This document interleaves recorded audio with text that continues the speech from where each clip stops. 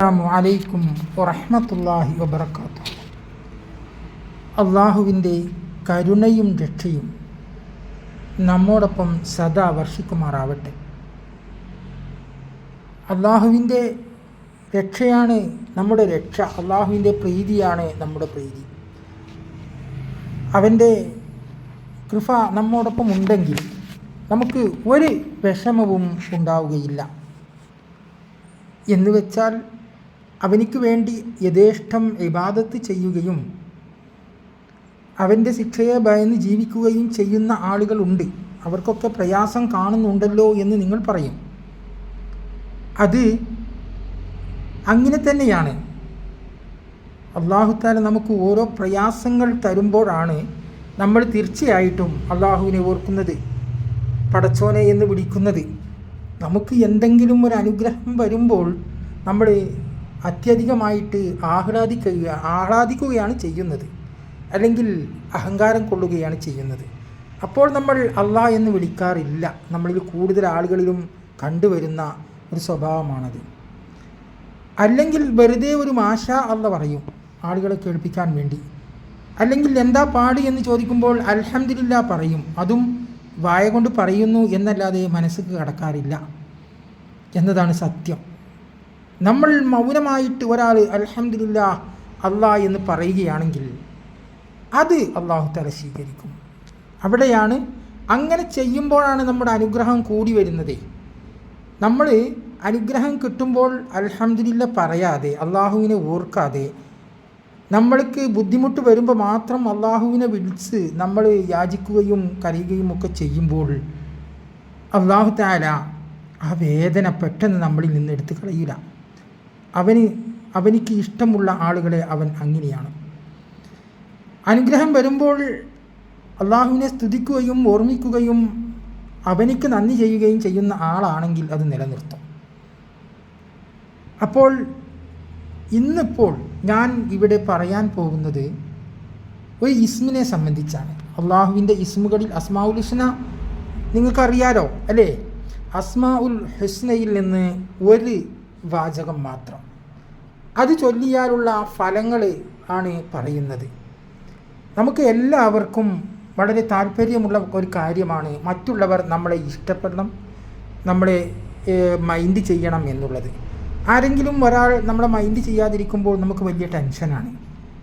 ആ ടെൻഷൻ ഇല്ലാതിരിക്കാൻ, മറ്റുള്ളവർ നമ്മെ മുഖവിലക്കെടുക്കാൻ, മറ്റുള്ളവർ നമ്മെ മൈൻഡ് ചെയ്യാൻ, നമ്മൾ എന്തൊക്കെയാണ്, എന്തിനെങ്കിലുമൊക്കെ പറ്റുന്ന ആളാണ് എന്ന് മറ്റുള്ളവർക്ക് തോന്നണം. അത് തോന്നാൻ ഇങ്ങനെയുള്ള വിഷയങ്ങളിൽ, അതുപോലെ തന്നെ നമ്മൾ ഒരു ജോലി അന്വേഷിച്ചോ മറ്റോ ആരുടെയെങ്കിലും അടുത്തേക്ക് ചെല്ലുമ്പോൾ അവർ നമ്മളെ സ്വീകരിക്കാൻ, നമ്മളൊരു സദസ്സിൽ ചെല്ലുമ്പോൾ അവർ നമ്മളെ കണ്ട് സംതൃപ്തി അടഞ്ഞ് നമ്മളോട് കുശലങ്ങൾ അന്വേഷിക്കുവാൻ, എന്തെങ്കിലും മിണ്ടുവാൻ, അതൊക്കെയാണല്ലോ മൈൻഡ് ചെയ്യുമ്പോൾ. മൈൻഡ് ചെയ്യുന്നില്ല എന്നുണ്ടെങ്കിൽ ആരും ഒന്നും ചോദിക്കില്ല, പറയില്ല. നമ്മൾ ഒരു സദസ്സിൽ നിന്ന് അവിടെ ഇരിക്കും. അങ്ങനെയല്ലോ? അതല്ല, എല്ലാവരും നമ്മളെ മൈൻഡ് ചെയ്യണം. അത് ആണിനും പെണ്ണിനും ഉള്ള ഒരു വീക്കൻസാണ്. അതുകൊണ്ട് അതിനെന്താണ് വേണ്ടത് എന്ന് നിങ്ങളോട് ചോദിക്കുമ്പോൾ അതിനുള്ളൊരു മറുപടിയാണ് ഞാൻ പറയുന്നത്. അസ്മാഉൽ ഹുസ്നയിൽ നിന്ന് ഒരു ഇസ്മ നിങ്ങൾ ചൊല്ലുക. അത് 232 പ്രാവശ്യമാണ് അതിൻ്റെ അദദ് എന്ന് വെച്ചാൽ അതിൻ്റെ അക്ഷരസംഖ്യയാണ് നമ്മൾ ചൊല്ലേണ്ടത്. ആ അക്ഷരസംഖ്യ നമ്മൾ ഡെയിലി ചൊല്ലുകയാണെങ്കിൽ വളരെ എളുപ്പമാണ്. അപ്പോൾ നിങ്ങൾക്കിപ്പോൾ ഞാൻ പറയുമ്പോൾ നിങ്ങൾക്ക് ധൃതി ഉണ്ടാകും ഏതാണ് ഇസ്മി എന്നറിയാൻ. ഇസ്മ സിമ്പിളാണ്. കബീർ, യാ കബീർ എന്നുള്ള ഇസ്മാണ്. യാ കബീർ എന്നുള്ള ആ വാക്കിനെ 232 പ്രാവശ്യം നിങ്ങൾ ചൊല്ലിയാൽ നിങ്ങൾ ഏതേത് രംഗത്തും പരാജയപ്പെടാതെ പോകും. നിങ്ങളെ ആരും താല്പര്യത്തോടെ മാത്രം നോക്കും, സമീപിക്കുകയും ചെയ്യും. നിങ്ങൾക്ക് ഒരു ഒറ്റപ്പെടലുണ്ടാവുകയില്ല. കുടുംബത്തിലായാലും, ഭാര്യ ഭർത്താവിൻ്റെ അടുത്തായാലും, ഭർത്താവ് ഭാര്യയുടെ അടുത്തായാലും, വിദ്യാർത്ഥി അധ്യാപകൻ്റെ മുന്നിലായാലും, സമൂഹത്തിൽ നേതാവ് പ്രജകളുടെ മുന്നിലായാലും, പ്രജ നേതാവിൻ്റെ മുന്നിലായാലും ഒക്കെ ഒരു ബഹുമാനമുണ്ടാകും, ഒരു ആദരവുണ്ടാകും, ഒരു സ്നേഹമുണ്ടാകും. ഒരു പരിഗണനയുണ്ടാകും. എവിടെ ചെല്ലുമ്പോഴും നമുക്കൊരു പരിഗണനയുണ്ടാകും. നമ്മൾ പറയുന്ന ഒരു വാക്ക് അവർ അംഗീകരിക്കും. അങ്ങനെയാണ്. അതിന് വേണ്ടിയുള്ളൊരു ഇസ്മാണ് ഞാൻ ഈ പറഞ്ഞത് നിങ്ങളോട്. കബീർ എന്ന ഇസ്മ. ഒരുപാട് ഇസ്മുകളുണ്ട് അസ്മാഉൽ ഹുസ്നയിൽ.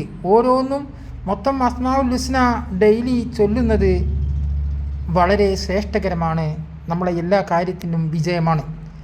എന്നാൽ ഓരോ ദിക്റുകളും വ്യത്യസ്തമാണ്. ഓരോ ദിക്റുകൾക്കും പ്രത്യേക ഫലങ്ങളുണ്ട്. അപ്പോൾ എല്ലാം കൂടി ഒന്നിച്ച് ചൊല്ലിയാൽ പോരെ എന്ന് നിങ്ങൾ ചോദിക്കും. പോരാ, എല്ലാം കൂടി ഒന്നിച്ച് ചൊല്ലിയാൽ മതി, ചൊല്ലണം. പക്ഷേ ഓരോ വിഷയത്തിന് ഓരോ ദിക്റുകൾ എടുത്ത് ചൊല്ലുന്നത് നല്ലതാണ്. എല്ലാ ദിക്റുകളുടെയും അതത് പ്രകാരം നിങ്ങൾക്ക് ചൊല്ലാൻ സാധിച്ചു കൊള്ളണമെന്നില്ല. ഇത് 232 ആണെങ്കിൽ ചിലത് 1001 ആയിരിക്കും, ചിലത് 2200 ആയിരിക്കും. അങ്ങനെ പല അതതുകളാണ്, പലതിനും പലതാണ്. എല്ലാത്തിനും എല്ലാവർക്കും ഏകദേശം അത്യാവശ്യമായൊരു ഇസ്മാണ് കബീർ എന്ന ഇസ്മ്. അതാണ് ഞാൻ നിങ്ങൾക്ക് മുന്നേ സമർപ്പിച്ചത്. യാ കബീർ എന്ന് പറയാം, കബീർ എന്നും പറയാം, യാ കബീർ, യാ കബീർ എന്ന് പറയാം, യാ കബീർ, യാ അള്ളാ എന്ന് ചേർത്ത് പറയാം. അങ്ങനെയൊക്കെ അങ്ങനെയൊക്കെ പറയാം.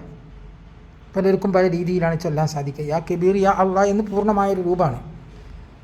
യാ അള്ളാ എന്നുള്ളത് ഒരൊറ്റ ഇസ്മു ആണ്, എങ്കിലും അത് ഇതിനോട് ചേർത്ത് ചെയ്യാം. അള്ളാ എന്ന് എല്ലാത്തിനോടും ചേർത്ത് ചെയ്യാവുന്ന ഒരു ഇസ്മാണ്. 232 പ്രാവശ്യം ചൊല്ലിയാൽ നിങ്ങളുടെ കാര്യങ്ങളെ അള്ളാഹു തആല എളുപ്പമാക്കി തരും. ഇൻഷാ അള്ളാ. അള്ളാഹു നമുക്ക് ഖൈറും ബർക്കത്തും ചെയ്യുമാറാവട്ടെ. നിങ്ങൾ കമൻറ്റ് ഇടുക, അതുപോലെ ലൈക്ക് ചെയ്യുക, അതുപോലെ തന്നെ നിങ്ങൾ ഷെയർ ചെയ്യുകയും ചെയ്യുക. അസ്സലാമു അലൈക്കും വറഹ്മത്തുള്ളാഹി.